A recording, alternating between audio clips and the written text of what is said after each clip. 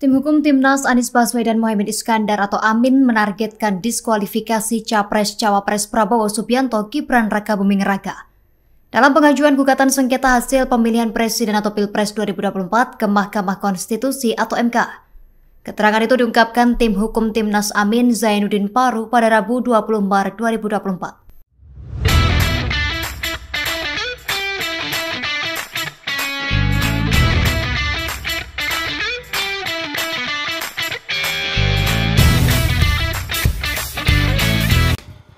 Assalamualaikum warahmatullahi wabarakatuh. Salam sejahtera bagi kita semua. Salam Om Swastiastu, Namo Buddhaya, salam kebajikan. Ya, masih bersama Intel Donat di sini masih akan membahas tentang sengketa Pilpres yang hari ini memang digodok ya, diterima oleh Mahkamah Konstitusi tentunya gitu. Nah, memang kalau kita melihat bagaimana Mahkamah Konstitusi kondisinya hari ini, ya MK hari ini mendapatkan tekanan yang cukup besar ya. Tentunya dari beberapa elemen masyarakat, guru-guru besar, kelompok NGO dan juga mahasiswa tentunya. Dan yang paling utama itu dari beberapa peserta partai politik. Memang terkesan masyarakat hari ini memiliki catatan kritis ya yang sifatnya eksepsional mengenai Mahkamah Konstitusi, terutama dalam putusan MK nomor 90 tahun 2023 ya. Tahun 2023, karena putusan tersebut masih merupakan satu bagian, satu rangkaian besar dari Pilpres ini, dan bisa jadi putusan MK ini menjadi sebuah penentu ya, penentu dari dinamika politik sengketa Pilpres tahun 2024 sekarang itu. Nah, kalau kita lihat dalam konteks yang lain ya, kita bisa melihat bagaimana Undang-Undang nomor 7 tahun 2017 ya terkait TSM di sana ya, terkait TSM ya. Nah, di sana sengketa Pilpres ya, sengketa Pilpres tersebut di pasal sengketa Pilpres terkait TSM di pasal 286 Perbawas Undang-Undang nomor 7 tahun 2017.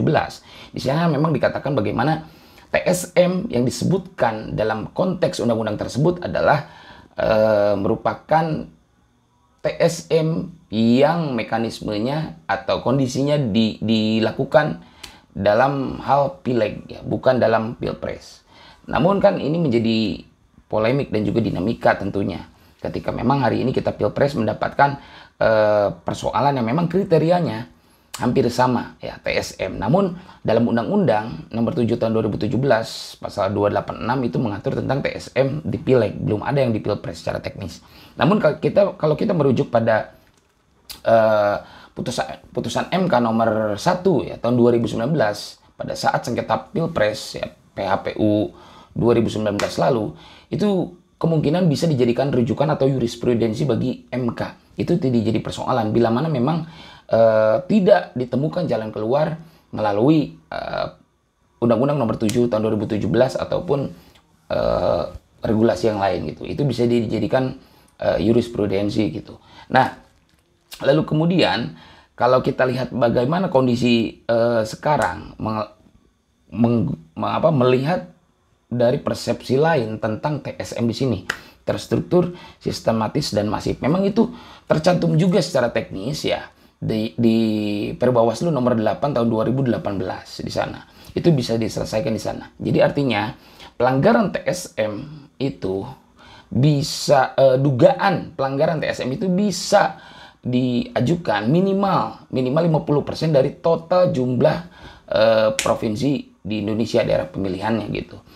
Nah, ini kan yang menjadi persoalan, apakah Mahkamah Konstitusi akan kembali ke putusan MK tahun 2019 untuk dijadikan sebuah jurisprudensi atau memang masih menjadi tarik ulur hingga hari ini.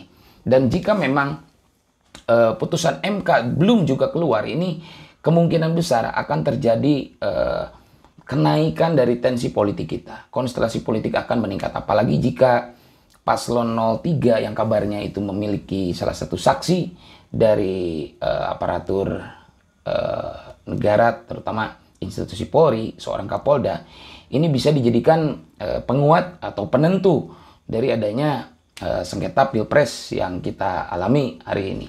Dan itu bisa dijadikan sebuah tekanan besar bagi Mahkamah Konstitusi, terutama bagi Polri ya.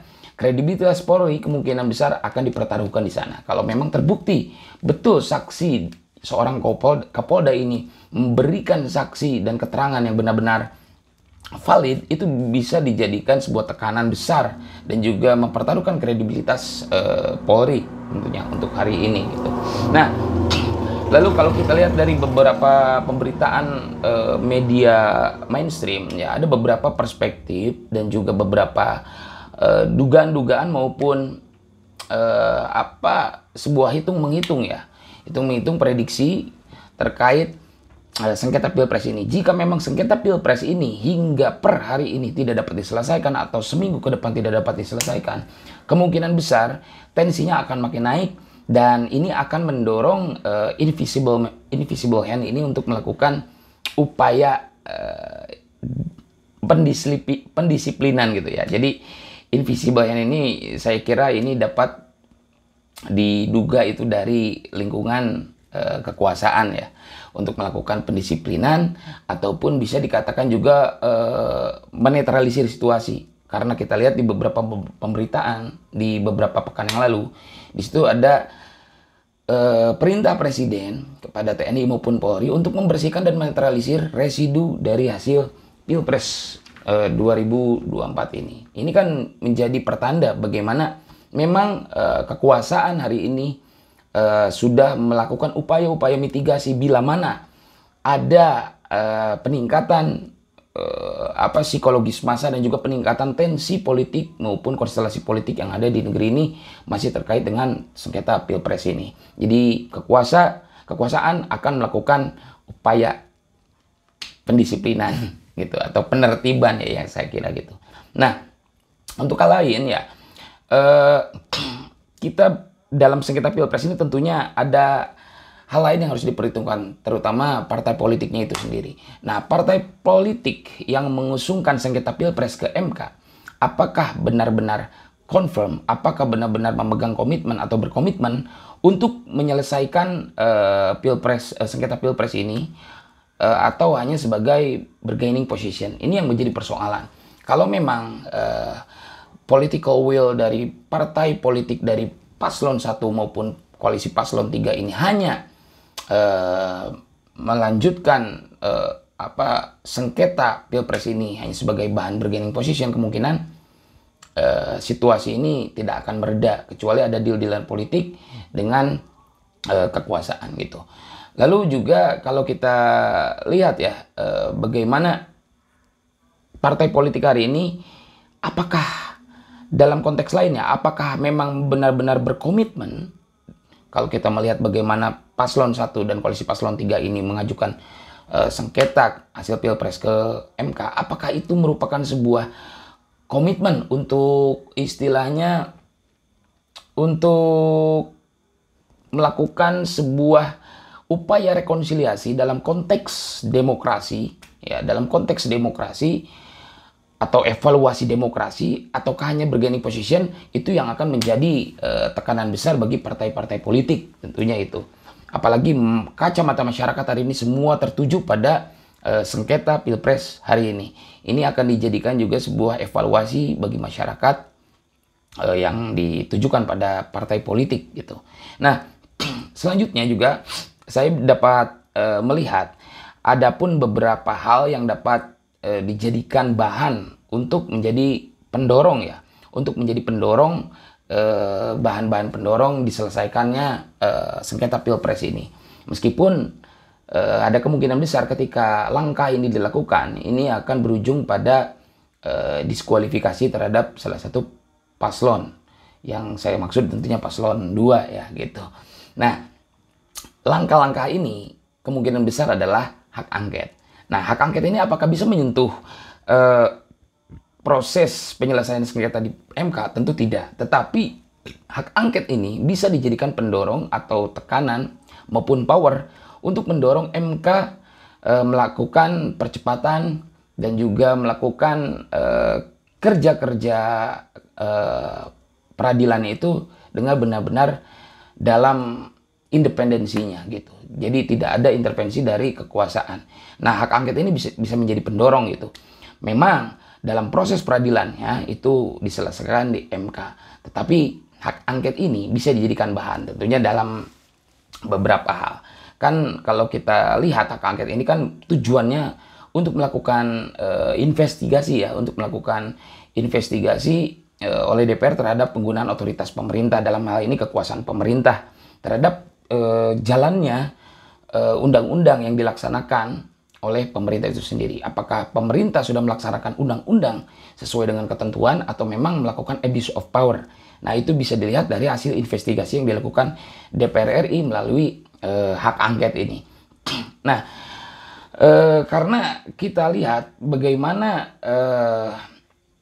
proses bergulirnya hak angket ini hingga hari ini belum ada kesepakatan, tentunya masih ada deal-dealan dengan beberapa partai politik dari koalisi paslon 01 maupun 03. Karena hak angket ini ketika digulirkan harus benar-benar dari partai politik yang menggulirkan tersebut dapat berkomitmen penuh gitu untuk benar-benar menggulirkan hak angket ini dalam hal mengawasi pemerintah atau kekuasaan, otoritas kekuasaan dalam menjalankan undang-undang kepemiluan.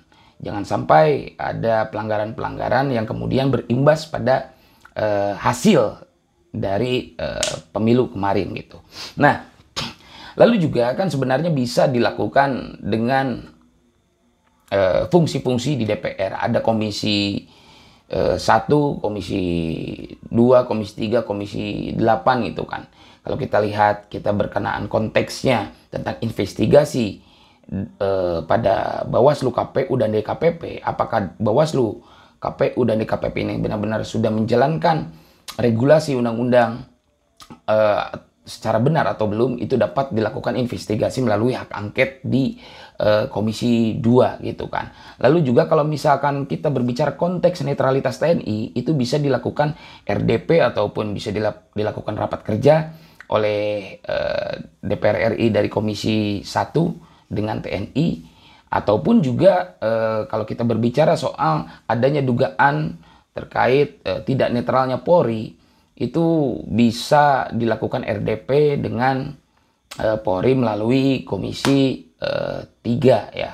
Nah, adapun juga beberapa hal yang memang masih dalam satu rangkaian Pilpres ini terkait adanya dugaan penggunaan anggaran bansos untuk kampanye dan menguntungkan salah satu paslon di Pilpres kemarin. Pilpres 2024 ini. Nah, itu bisa dilakukan investigasi melalui rapat kerja ya dengan penggunaan hak angket tersebut di Komisi 8 terkait dengan bansos. Jadi tinggal kemudian bagaimana hari ini komitmen kita semua dalam menyelesaikan upaya-upaya evaluasi berdemokrasi ini, apakah benar-benar berkomitmen atau tidak. Jangan sampai political will dari partai politik maupun kita sebagai masyarakat ataupun juga pemerintah dalam hal ini presiden dan menteri itu benar-benar tergoyahkan oleh hal-hal yang sifatnya pragmatis dan singkat. Karena komitmen kita tentunya ke depannya yaitu melakukan evaluasi besar-besaran, karena kita lihat di Pilpres hari ini kita mengalami kegaduhan, maka dari itu kita harus berkomitmen jangan sampai kita dalam pengawalan demokrasi ini benar-benar lepas kendali. Kita awasi terus eksekutif, yudikatif, maupun legislatif. Dan kita dorong segala sesuatu yang baik dari berbagai pihak untuk menyelesaikan proses Pilpres ini agar tidak berkepanjangan dan tidak menimbulkan segregasi sosial gitu.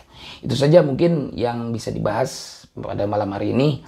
Terima kasih, mohon maaf jika ada kata-kata yang kurang berkenan. Akhirul kalam, wassalamualaikum warahmatullahi wabarakatuh.